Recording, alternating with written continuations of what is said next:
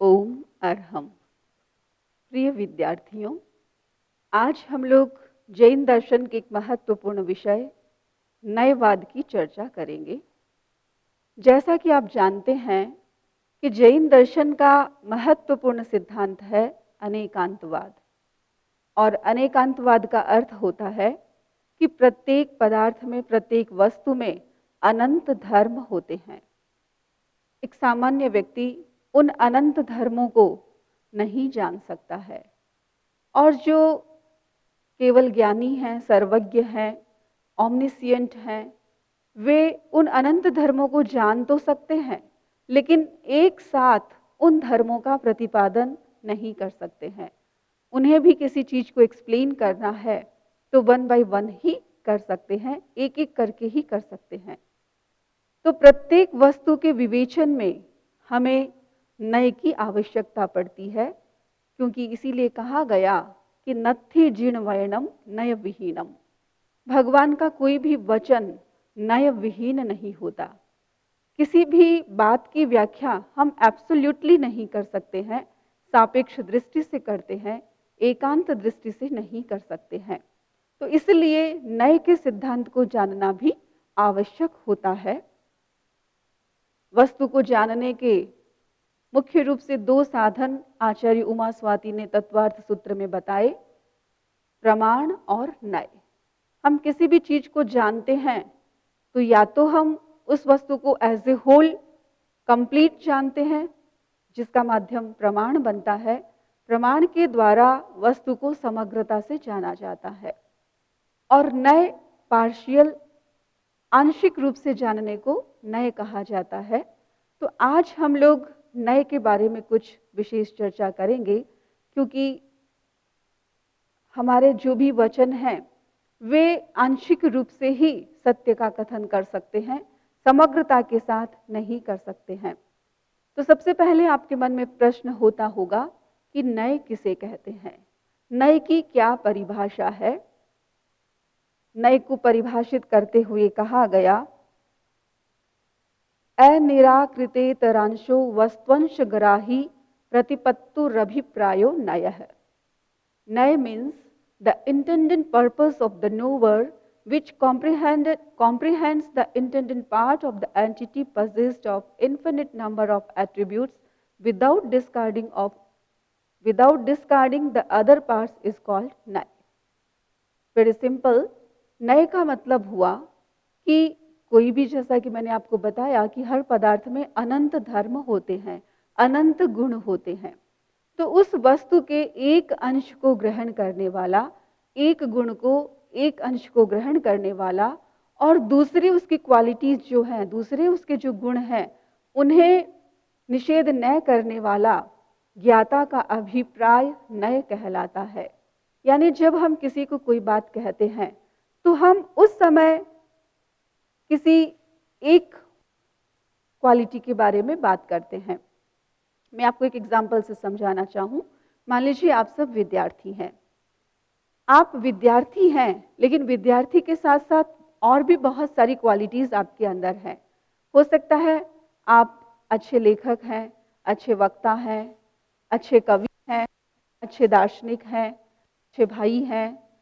बहुत सारी क्वालिटीज आपके भीतर हो सकती है, लेकिन जब हम किसी चीज को एक्सप्लेन करते हैं तो वो जिस विषय की बात चल रही होती है उसके संदर्भ में बात की जाती है।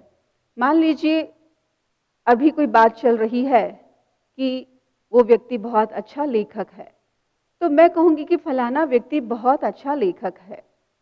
तो मैंने उसके लेखक गुण को, लेखक धर्म को आपके सामने प्रस्तुत किया। इसका मतलब ये नहीं है कि उसमें दूसरी क्वालिटी उस समय एग्जिस्ट नहीं कर रही है। एट द सेम टाइम उसमें दार्शनिकता भी है, उसमें और दूसरी जो क्वालिटीज है वो अच्छा कवि भी है, अच्छा और भी उसकी दूसरी जो क्वालिटीज है उस समय उसमें वो भी है। तो कहने का मतलब है कि जिस समय जिस चीज को प्रधानता दी जाती है उसका कथन कर दिया जाता है।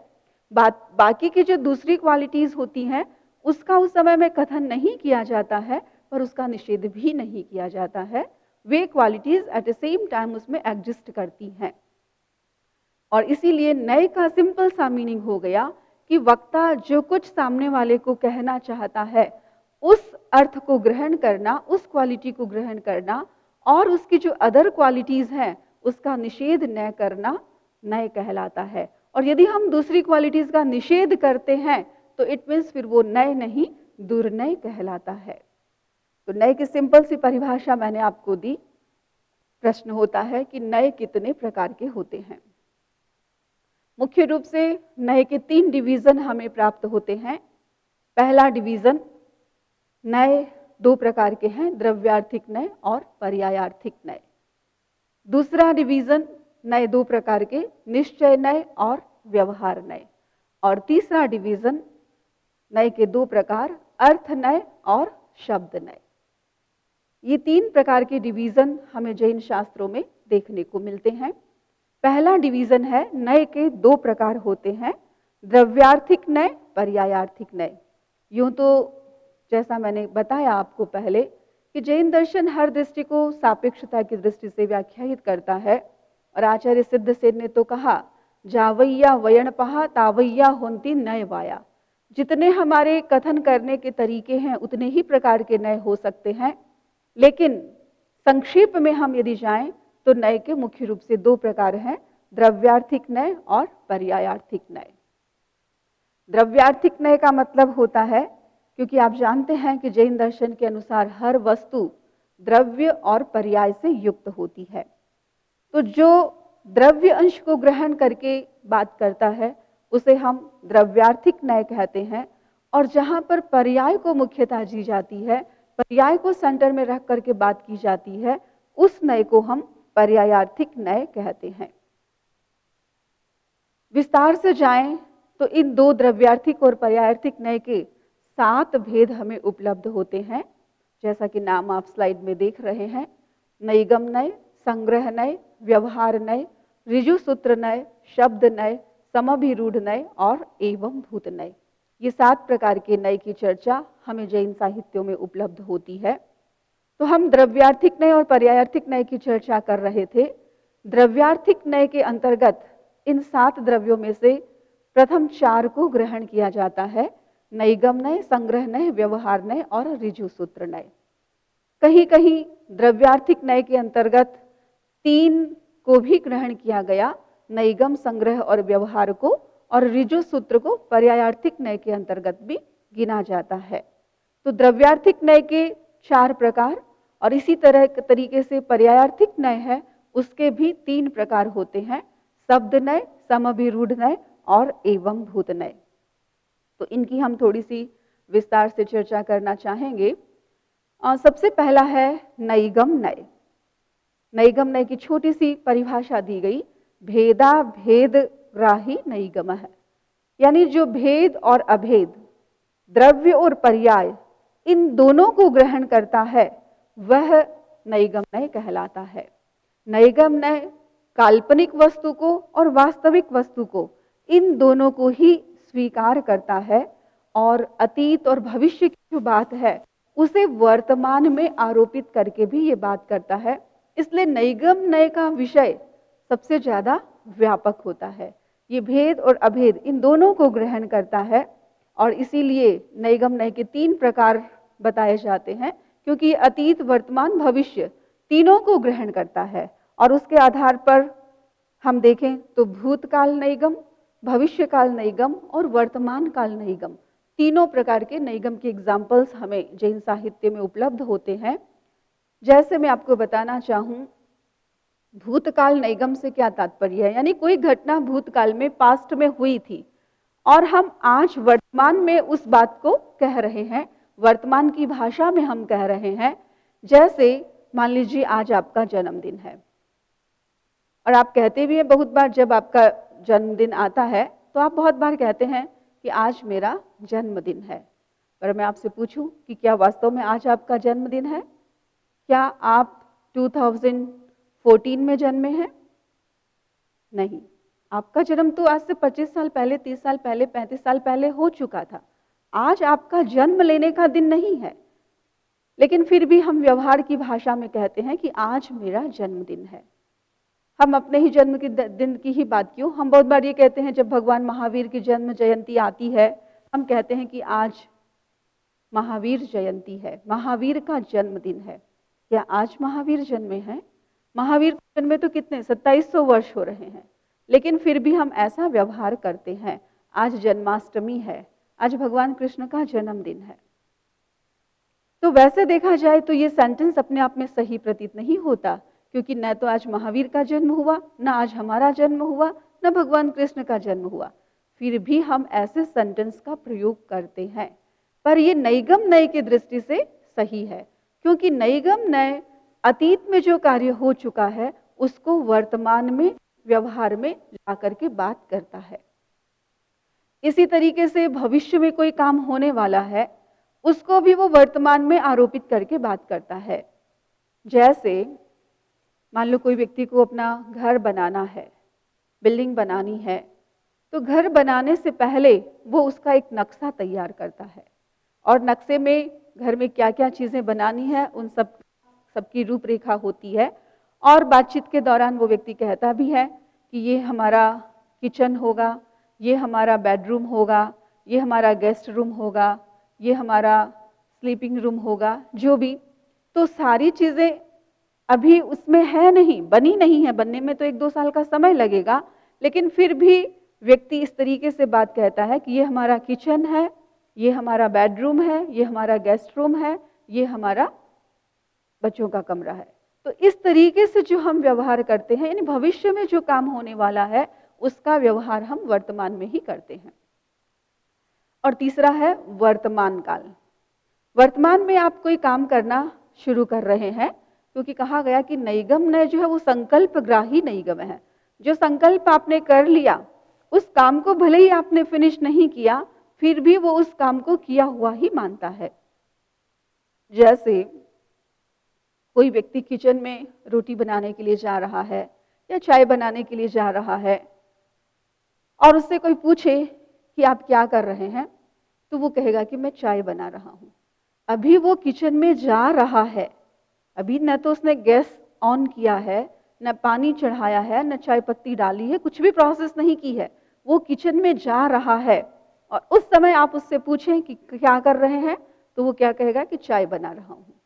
क्यों? क्योंकि चाय बनाने का उसके मन में संकल्प है, इंटेंशन है।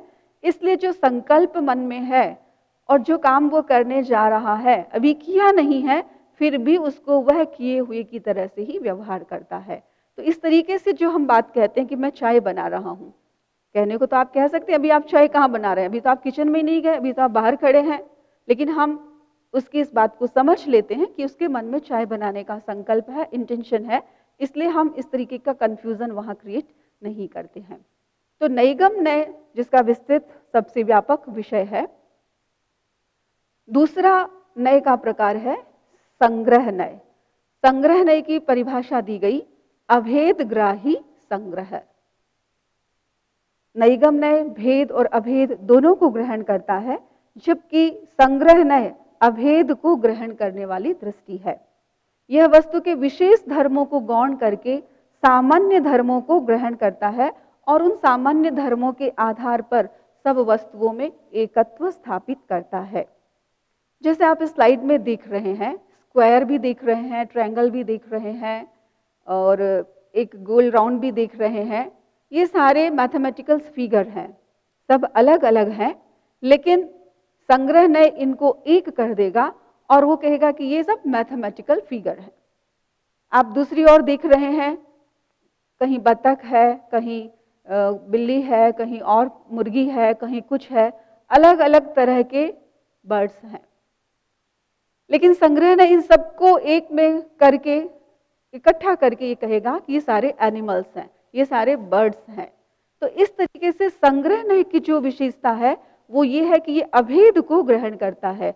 उनमें जो डिफरेंसेस हैं, भेद हैं, उनको न देख करके उनमें कहाँ एकत्व चीज आ सकती है उसको देख करके बात करता है।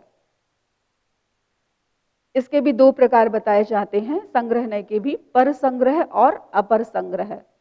पर संग्रह का विषय सबसे ज्यादा व्यापक है, उसमें तो सब कुछ समाहित हो जाता है।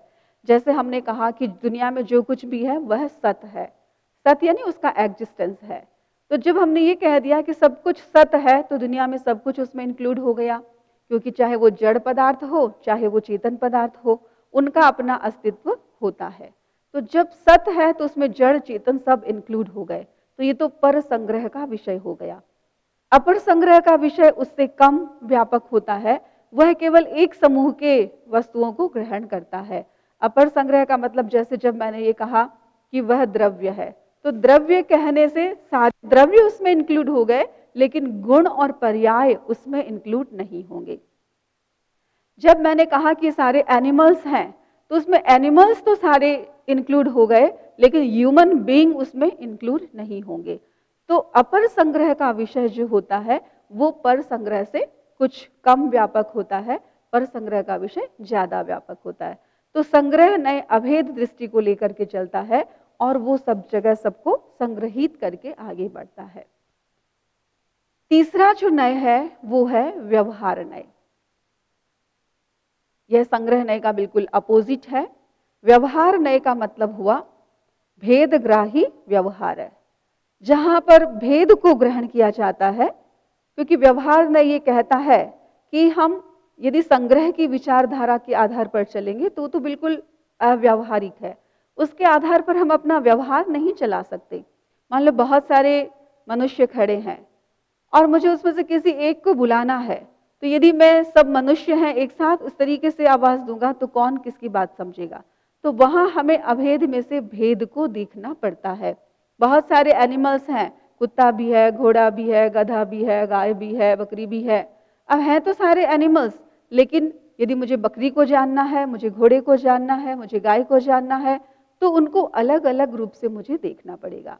या जैसे मिट्टी से बना हुआ कलश भी है, मिट्टी से बना हुआ घड़ा भी है, मिट्टी के बने हुए और दूसरे बर्तन भी हैं, वो सब मिट्टी के बने हुए हैं, इस दृष्टि से सब एक हैं, लेकिन हम उनका व्यवहार इस रूप में नहीं कर सकते हैं। यदि हम कहेंगे कि जो भी मिट्टी का बना हुआ वो ले आओ, तो वो क्या लेके आएगा। इसलिए हमें स्पेसिफिक उनमें डिफरेंस करना पड़ता है कि ये कलश है, ये घड़ा है, ये बर्तन है, जो भी है। तो इस तरीके से जहां हम एकता में अनेकता के दर्शन करते हैं, वहां पर व्यवहार नहीं होता है और हमारा सारा व्यवहार इसी के आधार पर चलता है। इसके बिना तो हम अपना व्यवहार चला भी नहीं सकते हैं। तो ये तीसरा व्यवहार नय हुआ। चौथा नय जो है वो है ऋजु सूत्र। और जैसा कि मैंने बताया कि ऋजु सूत्र को पर्यायार्थिक नय के अंतर्गत लिया जाता है, क्योंकि ये प्रेजेंट फॉर्म को पर्याय को सामने रख करके बात करता है। It is concern with the actual present state of an object perceived bye व्यवहार नय। व्यवहार नय ने जो कुछ देखा उसके आधार पर वह वर्तमान की अवस्था के आधार पर बात करता है। जैसा कि आप देखेंगे कि एक ग्लास है, ये ग्लास है, लेकिन वर्तमान में यदि ये ग्लास के रूप में यूज हो रही है तो हम इसको ग्लास कहेंगे। हम ये नहीं कह सकते कि एक मिट्टी का बर्तन है। मिट्टी के बर्तन बहुत सारे हो सकते हैं, लेकिन यदि वो ग्लास है और ग्लास का जो वर्क है उसमें वो आ रही है, तो वो वास्तव में ऋजु सूत्र का विषय बनता है। तो ऋजु सूत्र का काम क्या है, जो अतीत और अनागत है वह उसे नहीं मानता। वो ये मानता है कि अतीत तो नष्ट हो चुका, पास्ट बीत चुका, वो वापस आने वाला नहीं है, और भविष्य अभी आया नहीं है। तो वर्तमान जो है वही सही है, वर्तमान में जो काम हो रहा है वही उसका विषय बनता है। इसलिए ऋजु सूत्र ये नहीं कहता है कि जो पास्ट और प्रेजेंट है वो गलत है।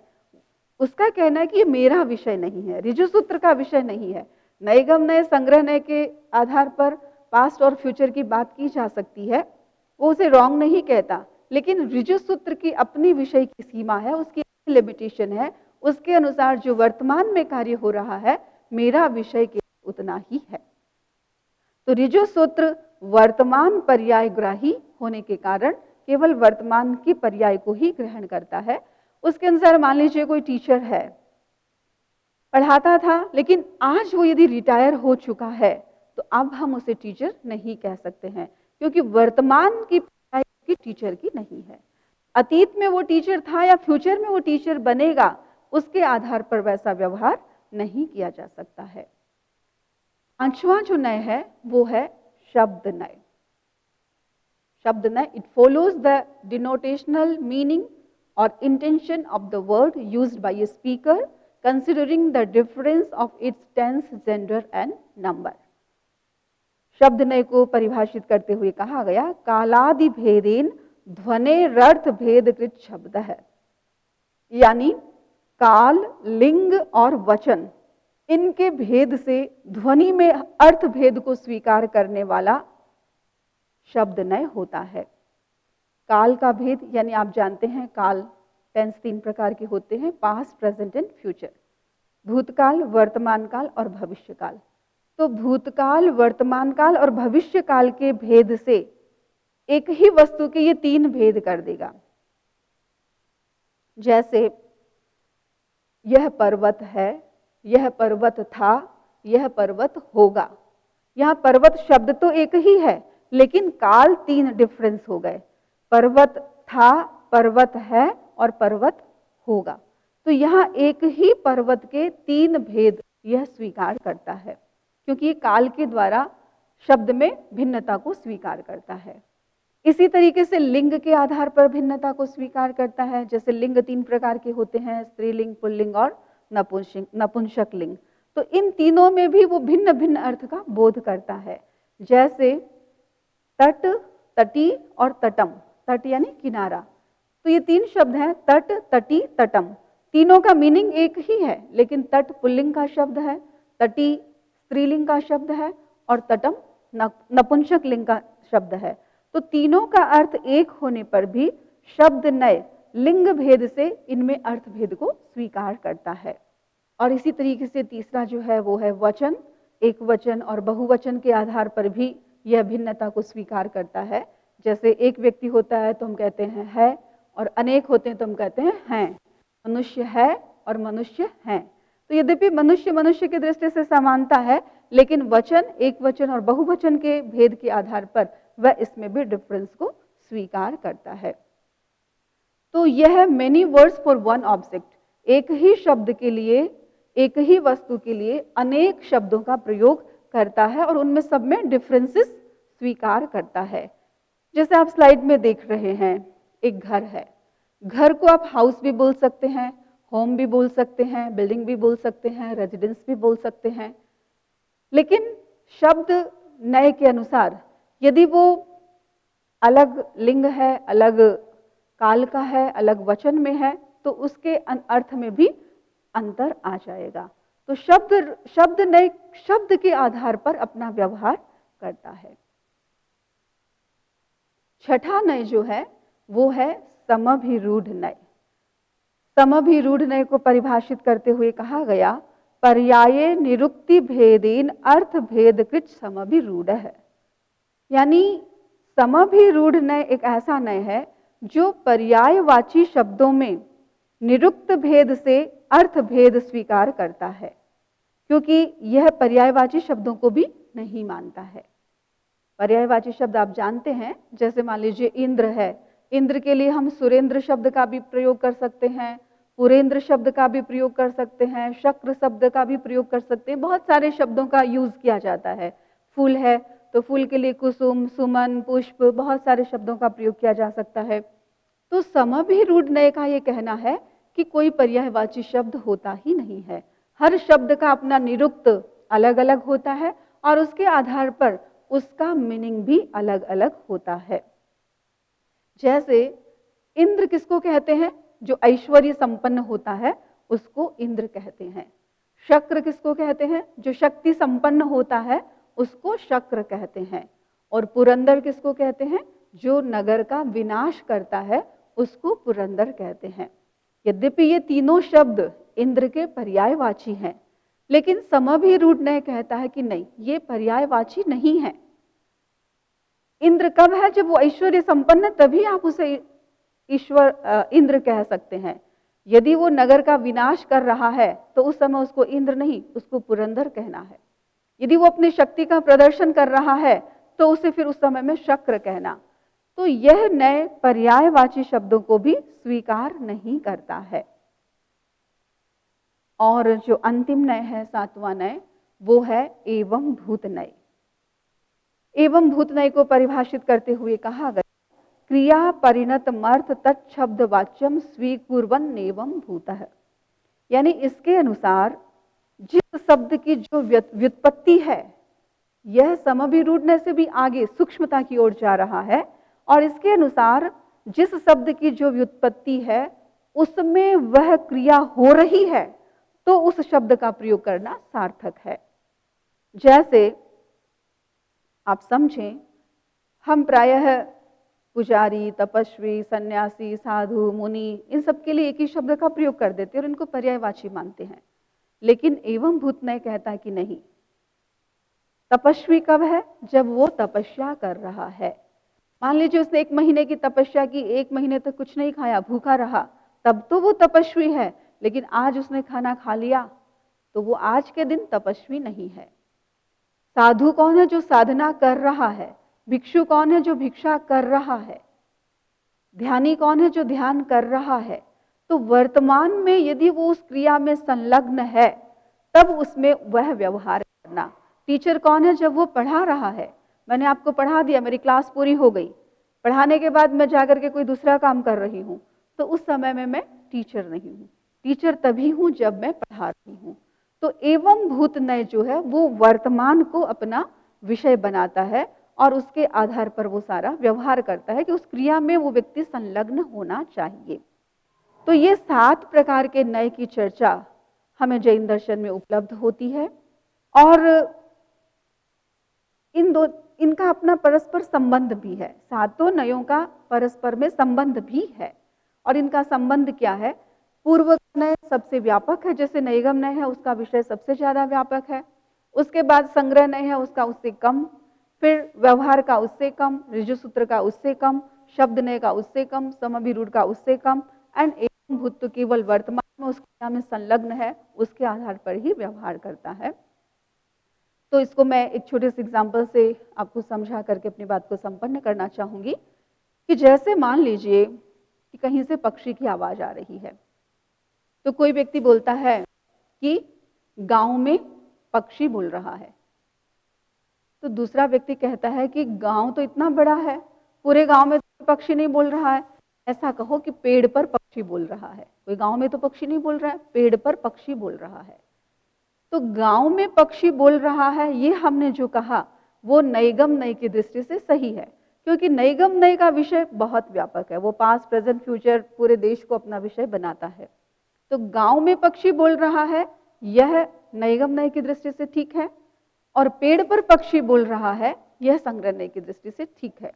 तो व्यवहार नय कहेगा भी पूरे पेड़ पर तो पक्षी नहीं बोल रहा है, पेड़ की जड़ पर तो नीचे तो पक्षी नहीं बैठा है, ऐसा कहो शाखाओं पर पक्षी बोल रहा है। तो ऋजुसूत्र कहेगा अरे भी सारी शाखाओं पे तो पक्षी नहीं बोल रहा है, एक शाखा पर पक्षी बैठा है वो बोल रहा है, इसलिए कहो कि नहीं शाखाओं पर नहीं, शाखा पर पक्षी बोल रहा है। तो शब्द ने तो उससे सूक्ष्मता में जाएगा, वो कहेगा नहीं शाखा भी इतनी बड़ी है, पूरी शाखा पर तो पक्षी नहीं बोल रहा है। ऐसा कहो कि अपने शरीर में पक्षी बोल रहा है, अपने घोंसले में पक्षी बोल रहा है, क्योंकि पेड़ पर उस शाखा पर उसका घोंसला है, वहां पर वो पक्षी बोल रहा है। तो समभिरूढ़ नहीं कहेगा नहीं घोंसला भी इतना बड़ा है, कोई पूरे घोंसले में तो पक्षी नहीं बैठा है, ऊपर नीचे चारों पक्षी नहीं है, उसकी भी लिमिटेशन है। ऐसा कहो कि अपने शरीर में पक्षी अपने शरीर में बोल रहा है। लेकिन एवं भूत नहीं कहेगा कि नहीं ऐसा बोलो, पूरे शरीर से तो कोई नहीं बोलता है, बोलता तो आदमी कंठ से है, पक्षी भी कंठ से ही बोलते हैं, तो ऐसा कहो कि वह कंठ से बोल रहा है। तो पक्षी बोल रहा है, इसके संदर्भ में 7 प्रकार की विचारधाराएं हमारे सामने आई, सातों ही सही हैं, अपने अपने नय से अपने अपने दृष्टि से सातों ही सही हैं, लेकिन वे एक दूसरे पर आक्षेप नहीं करते, एक दूसरे का खंडन नहीं करते कि भाई तुमने जो कहा वो गलत है, मेरा विषय इतना लिमिटेड है इसलिए मैं इस सत्य को स्वीकार करता हूं, तुम्हारा विषय उससे व्यापक है इसलिए तुम उस सत्य को स्वीकार कर सकते हो। तो इस प्रकार से ये जो 7 प्रकार के नय की चर्चा हमें जैन दर्शन में देखने को मिलती है। और सेकेंड डिवीजन जो हमने आपको बताया शुरू में, निश्चय नय और व्यवहार नय। निश्चय नय जो कि ट्रांसेंडेंटल व्यू पॉइंट ऑफ है और व्यवहार नय एम्पेरिकल है, यानी हम देखते हैं निश्चय तो है वो पूरा अध्यात्म से संबंधित है, आत्मा से संबंधित है, आत्मा के विकास से संबंधित है, और व्यवहार नय जो है वो हमारी सांसारिक दुनिया में हमारा कैसा एटीट्यूड होना चाहिए, कैसा व्यवहार होना चाहिए, लोक व्यवहार कैसे चल रहा है उसके आधार पर संबंधित होता है। तो ये भी एक नए का अच्छा कॉन्सेप्ट है, निश्चय नय और व्यवहार नय, और दोनों बिल्कुल दो डिफरेंट डायरेक्शन में जा रहे हैं, लेकिन ये दोनों आवश्यक हैं एक संसारी प्राणी के लिए कि वो निश्चय को भी समझे और व्यवहार को भी समझे, क्योंकि केवल व्यवहार में उलझे रहे तो हम अपनी आत्मा का विकास नहीं कर सकते, और केवल आत्मा में ही लगे रहे तो दुनिया में हम व्यावहारिक भी नहीं बन सकते। तो हमें दोनों ही क्वालिटीज चाहिए, दोनों को हमें समझना होगा, जैसा कि प्रसिद्ध उदाहरण भगवती सूत्र इत्यादि में भी मिलता है। जैसे कि निश्चय नय से ये कहा जाता है, व्यवहार में हम अलग कुछ देखते हैं। व्यवहार में आपने देखा होगा कि जो ब्लैक बी होती है, भौरा होता है, वो कैसा होता है? काले रंग का होता है। तो हम कहते हैं कि भौरा काला है, लेकिन वास्तव में यदि देखा जाए तो भौरे का रंग कैसा होता है? जैन दर्शन के अनुसार तो हर पदार्थ का, हर वस्तु का रंग कैसा है? हर पदार्थ में पांचों ही रंग होते हैं, कृष्ण, नील, पीत, रक्त, श्वेत, ये जो 5 रंग हैं वे हर पदार्थ में होते हैं। तो व्यवहार की दृष्टि से हम कहते हैं कि भौरा काला है, लेकिन निश्चय नय की दृष्टि से यदि देखा जाए तो भौरे में पांचों ही कलर होते हैं। यदि कोई ये कह दे कि भी भौरे में पांचों कलर कहाँ है, वो तो केवल काला होता है। जो निश्चय नय की दृष्टि को नहीं समझता वो ये कह सकता है कि भौरा काला है, लेकिन जो निश्चय की बात को समझता है वो इस चीज को समझता है कि भौरे में पांचों ही कलर होते हैं। काला कलर उसका ज्यादा हाईलाइट हो गया इसलिए हमें वो काला दिख रहा है, लेकिन उसमें पांचों ही कलर हैं। आप मेरे कपड़े देख रहे हैं, वो बिल्कुल सफेद दिख रहे हैं, लेकिन ये पूरे सफेद नहीं है। व्यवहार की दृष्टि से हम इनको सफेद कह सकते हैं, लेकिन निश्चय नय की दृष्टि से देखा जाए तो इनमें भी पांचों ही कलर हैं। तो हर चीज में, दुनिया का जो भी पुद्गल है, पदार्थ है, उनमें पांचों कलर होते हैं। ये निश्चय नय की दृष्टि है। तो यदि हम नय के इस कॉन्सेप्ट को समझ लेते हैं तो हमारी बहुत सारी जो मिसअंडरस्टैंडिंग्स हैं वो दूर हो जाती हैं, क्योंकि हमारी भाषा की एक लिमिटेशन है। हम लिमिटेड शब्दों के द्वारा अनलिमिटेड चीज को एक्सप्लेन नहीं कर सकते हैं। यदि नय के कॉन्सेप्ट को हम समझ लेते हैं तो वक्ता किस संदर्भ में क्या बात कह रहा है उसके उस संदर्भ को हम समझ सकते हैं, और हमारी जहाँ कहीं भी मिसअंडरस्टैंडिंग होती है उसको हम दूर कर सकते हैं, क्योंकि हम सत्य को एज ए होल नहीं जान सकते हैं, हम उसको पार्शियली ही जानते हैं, आंशिक रूप से जानते हैं, और उस आंशिक रूप को ग्रहण करने में नय हमारी सहायता करता है। और जब ये हम 7 नय की बात समझ लेते हैं तो हमें ज्ञात हो जाता है कि कोई ये कह रहा है कि आज मेरा जन्मदिन है, भी सही है, और कोई ये कहता है कि आज तुम्हारा जन्मदिन नहीं है, तुम सही नहीं बोल रहे हो, वो भी सही है। क्योंकि जो पहले वाला व्यक्ति बोल रहा है वो नैगम नय की दृष्टि से बोल रहा है, और जो दूसरा व्यक्ति बोल रहा है वो ऋजु सूत्र नय की दृष्टि से बोल रहा है। तो नय को समझने का सबसे बड़ा ये फायदा ये होगा कि पदार्थ में जो अनंत धर्म है, हम वर्तमान में किस धर्म को एक्सप्लेन कर रहे हैं, हमारा श्रोता उसे अच्छे से समझ सकता है और उसी के अकॉर्डिंग अपना व्यवहार कर सकता है। तो इसी के साथ आज की बात मैं अपनी संपन्न करती हूँ। ओम अरहम।